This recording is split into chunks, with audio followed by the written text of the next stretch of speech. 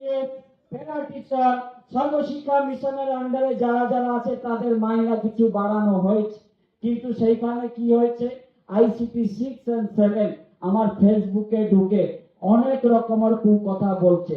আমি তাদের উদ্দেশ্যে বলি, আপনাদের এই কুকথা থেকে যদি আপনাদের ফাইলে কাজ হয়ে যেতে পারে তাহলে আপনারা এই কুকথা বলুন, কিন্তু আমি বলছি আমরা ফেডারেশনে আপনাদেরকে কোনোদিন মিথ্যা প্রতিশ্রুতি দেয়নি।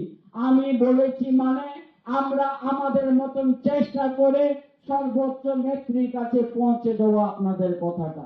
সেই জায়গায় আমরা জানি ভিআরপি ভিভিডিসি যারা আছে তারা একটু মন খারাপ হয়েছে, দাদা আমাদের তো কিছুই হলো না।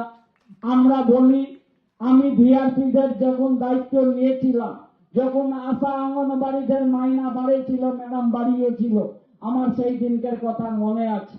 তাদের আবেগ করার মেসেজ, আমি সেই মেসেজটি আমরা নেত্রীর কাছে পৌঁছে দেওয়ার চেষ্টা করেছিলাম, কিন্তু তারপরে অ্যাডমিনিস্ট্রেটিভ মিটিংয়ে ম্যাডাম তাদের 750 টাকা মাইনা বাড়িয়েছিল।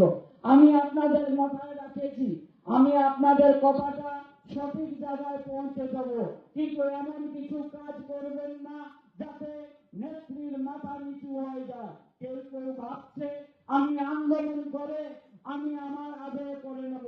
আপনি আন্দোলন করে চমক ধমক দেখে আমার নেত্রীকে মাথা থামাতে পারবেন না। আমাদের নেত্রী মাথা উঁচু করে সকলের কর্মচারীর জন্য কাজ করেন, 11 কোটি বাংলার মানুষের জন্য কাজ করেন, তাকে চমক ধমক দেখিয়ে কোনো লাভ নেই।